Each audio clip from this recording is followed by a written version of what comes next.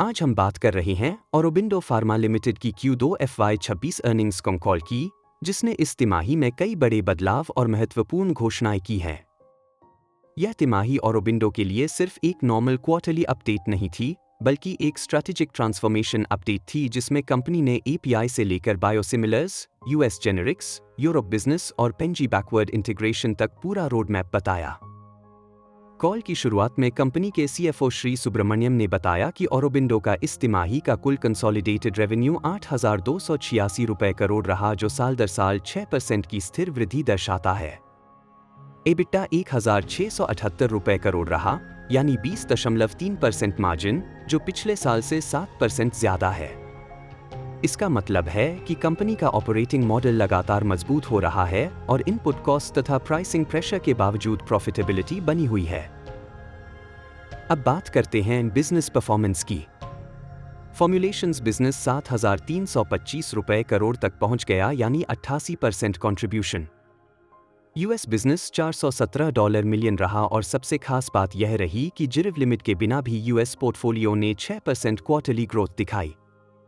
Injectable sales में भी 6% सुधार हुआ है। कंपनी ने 6 नए प्रोडक्ट्स लॉन्च किए, 13 नए अंडा फाइल किए और 7 फाइनल अप्रूवल्स मिले, जो बताता है कि पाइपलाइन एग्जीक्यूशन लगातार चलता हुआ इंजन है। यूरोप बिजनेस ऑरोबिंदो फार्मा के लिए अब रणनीतिक आधार बन चुका है।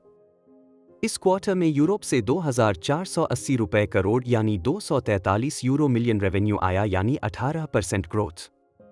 मैनेजमेंट ने साफ कहा है कि FY26 के अंत तक यूरोप से €1 बिलियन रेवेन्यू आसानी से क्रॉस होगा। इसका मतलब है कि ऑरोबिंदो अब सिर्फ US जेनेरिक प्लेयर नहीं, बल्कि ट्रू ग्लोबल फार्मा कंपनी बन चुकी है। ग्रोथ मार्केट्स यानी इमर्जिंग मार्केट्स और टेंडर जियोग्राफीज में भी 882 रुपए करोड़ की रेवेन्यू आया, जबकि ARV, एड्स मेडिसिन सेगमेंट ने 69% ग्रोथ देकर 325 रुपए करोड़ का कारोबार किया। कंपनी ने बताया कि अफ्रीका और लैटिन अमेरिका में नए टेंडर विंस आए हैं और मोमेंटम मीडियम टर्म में भी बना रहेगा। अब बात करते हैं सबसे बड़े स्ट्रैटेजिक गेम चेंजर की, पेंजी बैकवर्ड इंटीग्रेशन। ऑरोबिंदो ने इस क्वार्टर 1,050 मेट्रिक टन यानी 40-50% यूटिलाइजेशन पर पेंजी प्रोडक्शन शुरू किया है। पूरी तरह चलने पर यह प्लांट 15,000 मेट्रिक टन क्षमता वाला होगा और भारत को एंटीबायोटिक्स में चीन पर निर्भरता घटाने में बड़ी भूमिका निभाएगा। अभी कंपनी सालाना 6,000 मेट्रिक टन स्केल पर है, लेकिन जैसे ही सरकार मिनिमम इंपोर्ट प्राइस लागू करेगी, कंपनी तुरंत प्रोडक्शन डबल करने को तैयार है। मैनेजमेंट ने कहा कि यील्ड लगातार इंप्रूव हो रहे हैं और ब्रेक इवन करीब है। अब बात करते हैं सबसे फ्यूचरिस्टिक बिजनेस, बायोसिमिलर्स और बायोलॉजिक्स कॉन्ट्रैक्ट मैन्युफैक्चरिंग की। कंपनी ने डिनोस्यूमैब फेज 3 ट्रायल पूरी कर लिया है, ओमालिजुमैब फेज 3 पेशेंट रिक्रूटमेंट खत्म हो चुका है, टोसिलिजुमैब को फेज 3 वेवर मिल गया है और बेवासाइजुमैब UK में लॉन्च हो चुका है।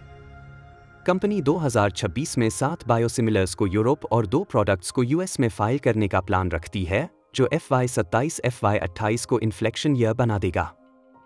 बायोलॉजिक्स के लिए क्यूरेटेक और थेरन इम्प्लांट में 15,000 लीटर रिएक्टर कैपेसिटी इंस्टॉल हो रही है और कंपनी के पास MSD के साथ 2 बायोसिमिलर प्रोडक्ट्स के लिए कंफर्म्ड कॉन्ट्रैक्ट मैन्युफैक्चरिंग एग्रीमेंट्स हैं। अब आते हैं US इंजेक्टेबल डिसरप्शन और UGR3 पर। कंपनी ने बताया कि FDA री-इंस्पेक्शन की ऑफिशियल कंफर्मेशन मिल चुकी है और 8 महीने के रेगुलेटरी विंडो में प्लांट इंस्पेक्शन किसी भी दिन हो सकती है। कंपनी ने साफ कहा, प्रोडक्शन अब पूरी तरह स्टेबलाइज है, सिर्फ नए प्रोडक्ट अप्रूवल्स का इंतजार है। जैसे ही UGR3 क्लियरेंस मिलती है, 20+ नए इंजेक्टेबल लॉन्चेस होंगे। QA के दौरान एनालिस्ट ने पूछा कि यूरोप में कवरेज कितनी है। कंपनी ने कहा वह 80% से ज्यादा जेनेरिक पोर्टफोलियो कवर करती है और अगले 2 वर्षों में 90% से ऊपर पहुंच जाएगी। एक एनालिस्ट ने पूछा, क्या ऑरोबिंदो 25,000 रुपए करोड़ की जैसी एक्विजिशन कर सकती है? कंपनी ने कहा, हम सिर्फ वही खरीदेंगे जहां टेक्नोलॉजिकल सिनर्जी और रोज दिखाई दे। मैनेजमेंट ने कहा, अगले 2 साल ग्रोथ आएगी 5 शौकों से। Pen G capacity ramp up, biosimilars commercialisation, Lannett US portfolio merger, China OSD plant break even और स्टेबल यूरोपियन मार्जिन्स।